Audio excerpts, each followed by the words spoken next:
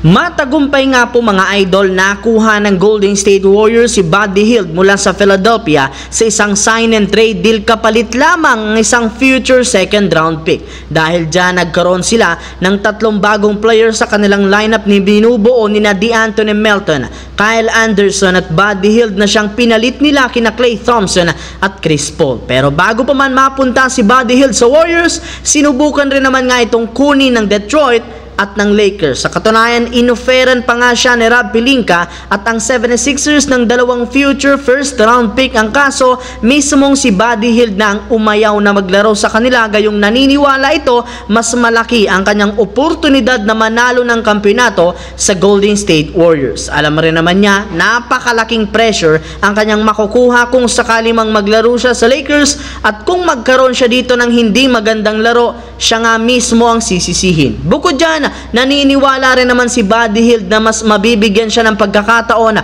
sa Golden State na makalaro ng kanyang gusto, at syempre gagawan siya ng ibang klaseng play para sa 3-point line. Samantala, dahil nga po mga idol, napakaliit na lamang ng cap space ng Boston Celtics, pahirapan nga para sa kanilang team na kumuha ng malaking pangalan. Kaya nakapagdesisyon ng kanilang front office na siguraduhin ang future ng kanilang team sa pagbibigay nila ng contract extension sa kanilang mga key players. Sa katunayan, inumpisahan nga nila ito kay Derrick White na binigyan ng 4-year $125 million na sinundan ng pagpirma ni na Jason Tatum 5-year $314 million, at ang pagpapapirma nila kina Luke Cornet at syempre Nemia Queta.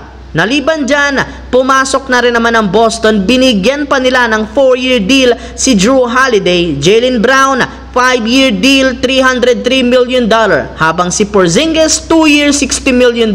Kaya aabutin ng $194 million ang kabuuang sweldo na ibinigay nila sa kanilang players next season. Sa kabilang banda, maliban nga po mga idol sa pagkuha kay DeMar DeRozan mula sa Chicago Bulls sa isang trade, may iba pa nga pong kinakausap ngayon ng Lakers, at isa dyan ang Portland Trail Blazers. Sa katunayan, base sa ibinulgar na balita, kasalukuyan na nga pong aktibong nakikipag-trade talks ngayon si Rob Pelinka sa Portland upang mabigay nila ang karapat-dapat na trade package na ipapalit kay Jeremy Grant kasama si Anfernee Simons na pareho rin naman nga pong available na. As of today, willing dito ang Lakers na ibigay o i-offer sa Lakers ang kanilang mga malalaro na sina D'Angelo Russell, Rui Hachimura at maging si Gabe Vincent. Yes mga idol, kahit man bigo ang Lakers na makagawa ng trade, hindi pa rin naman sila sumusuko dahil kagaya ng ibang team, hindi rin naman sila kontento sa kanilang kasalukuyang lineup,